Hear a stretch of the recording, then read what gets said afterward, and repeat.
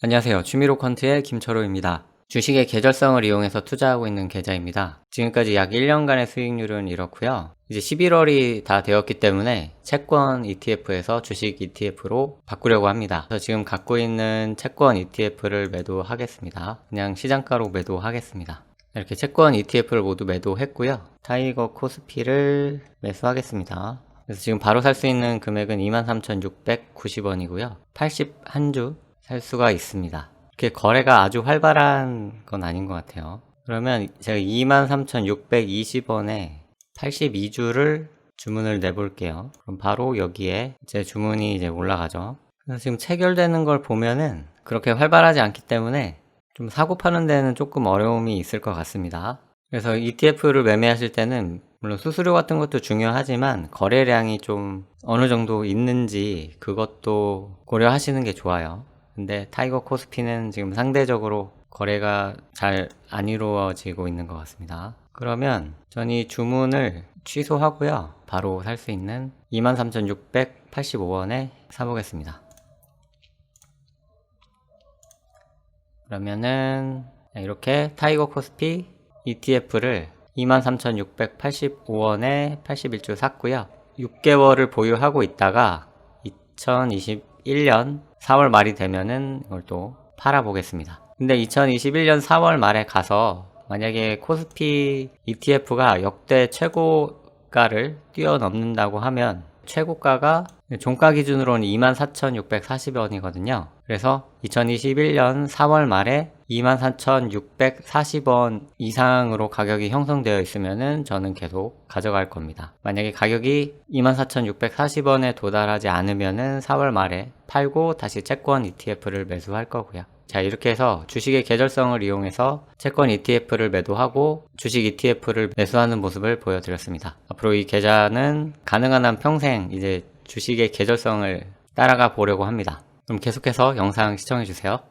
이렇게 주식시장에 계절성이 있다라는 것을 보여드렸는데요. 어떻게 판단하고 활용하실지는 여러분들의 자유입니다. 물론 이렇게 결과가 나왔지만 앞으로는 이런 계절성이 나타난다는 보장은 없으니까 나에게는 필요 없는 정보다라고 생각하시는 분도 있을 거고요. 재미있는 결과네. 하지만 나는 저렇게 원인과 결과가 뚜렷하지 않기 때문에 투자하지 않을 거야 라고 생각하시는 분도 있을 거고요. 아니면은 저처럼 이러한 경향이 있으면은 직접 투자를 해봐야겠다 라는 분도 계실 겁니다. 근데 여러분들의 자금을 100% 이러한 전략에 투자하는 것은 좀 위험이 있기 때문에 자산을 배분하듯이 전략도 배분을 해야 하는 거죠. 그래서 이러한 전략뿐만 아니라 다른 어떤 지표를 활용한다거나 재무제표를 분석한다거나 그러한 투자 방법들을 여러 가지 개발하시고 전략에 분산해서 투자를 하시는 것이 안정적으로 수익을 낼 수 있는 방법이 아닐까 생각합니다. 그냥 단순히 이 전략은 이제 11월 초에 사서 4월 말에 파는 전략이니까요. 5월 초부터 10월 말까지는 아무것도 하지 않는다는 결과거든요. 근데 그 6개월 동안에 아무것도 하지 않는 것이 아니라 주식과 반대로 움직이는 시장, 예를 들어서 채권에 투자를 하게 된다면 그 쉬는 기간에서도 수익을 낼 수 있으니까 좋은 거죠. 그러면 왜 주식과 좀 반대되는 자산으로 채권이 많이 언급되는지 상관관계 측면에서 한번 간단하게 짚어보고 넘어가겠습니다.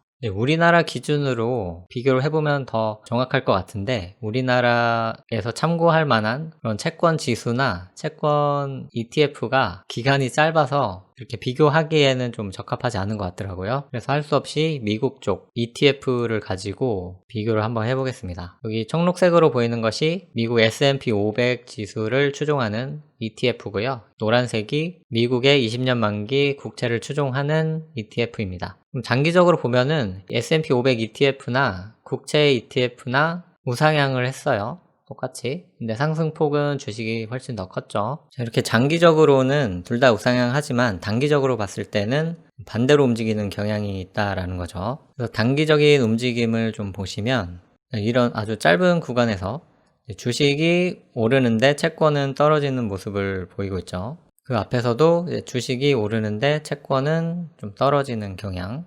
근데 보면은 이렇게 주식이 오를 때 채권도 같이 오를 때도 있고요. 코로나 때 보면은 주식은 떨어졌는데 채권은 올라가는 이런 현상들이 보인다라는 겁니다. 자, 이 관계를 어느 정도 볼 수 있는 이 상관관계 지수가 있습니다. 그래서 이 두 자산 간의 상관계수를 이렇게 표현을 해줬는데요. 그래서 중간값인 0일 때는 이 두 자산군의 움직임이 서로 관련이 없는 겁니다. 그리고 1로 갈수록 이제 같이 움직이는 경향을 보이는 것이고요.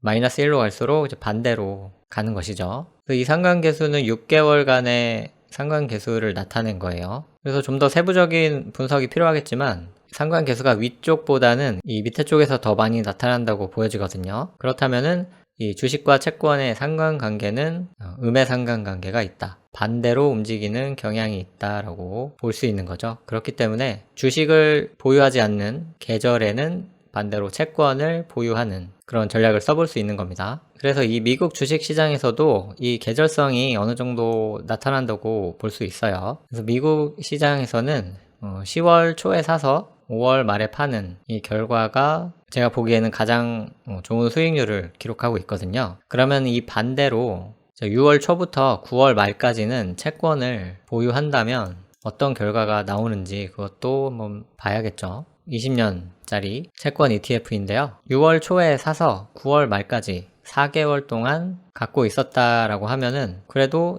우상향하는 결과가 나왔습니다. 매수 후 보유했었던 결과보다는 수익률은 낮지만 주식에 투자하지 않는 기간에만 추가로 투자해보는 거니까요. 저는 아주 좋다라고 봅니다. 그래서 이 두 가지 경우를 종합해서 결과를 내봤습니다. 빨간색으로 보이는 것이 10월 초부터 5월 말까지는 주식 ETF를 보유하고 6월 초부터 9월 말까지는 채권 ETF를 보유했을 때의 수익률 그래프입니다. 이 검은색 바이 앤드 홀드로 표시된 결과가 그냥 주식을 사서 갖고 있었을 때의 결과거든요. 이 결과보다 높기 때문에 주식시장보다 초과 수익을 낼 수 있었다라고 볼 수 있을 것 같습니다. 물론 이 전략도 몇 년간 하락할 수도 있어요. 손해보는 해도 있을 거고 수익을 보는 해도 있을 겁니다. 근데 장기적으로 매년 이렇게 했다면 좋은 결과를 낼 수 있었다라는 거죠. 하지만 과거의 결과니까 앞으로도 그럴 것이라고 100% 보장은 할 수가 없습니다. 자, 이렇게 해서 주식시장의 계절성을 활용하여 중기적인 관점에서 어떻게 투자를 할 수 있는지 보여드렸습니다.